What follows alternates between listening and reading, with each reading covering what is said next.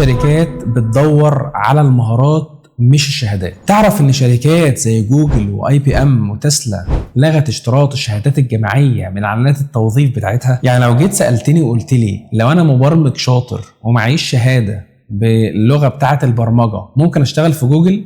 هرد عليك واقول لك طب تعرف ان ايلون ماسك قال لو انت معاك شهاده انا ما يهمنيش معاك شهاده ايه، بس يهمني بتعرف تشتغل بيها ولا لا. تعال اقول لك على شويه ادوات حديثه هتطور مهاراتك عشان تشتغل في شركات كبيره سواء في مصر او بره مصر. لو عندك مهاره في اي حاجه اعرضها على ابلكيشن اسمه فريلانسر وخليك مستقل وهتكسب فلوس كويسه قوي. لو انت جرافيك ديزاينر اشتغل على مشاريع حقيقيه واستخدم تولز زي كانفا واعرضها على السوشيال ميديا او اعرضها على بيهانس. وخليني اقول لك حاجه من خبرتي انا، لما كنا بنختار الناس في الشركات اللي اشتغلت فيها زي HR كنا فعلا بنركز على الخبرات الحقيقيه وبنبص برضو على الشهادات، ولكن بنفس الفكر اللي احنا قلناه، مش مهم انت معاك شهاده ايه، المهم انت بتعرف تشتغل بيها ولا لا.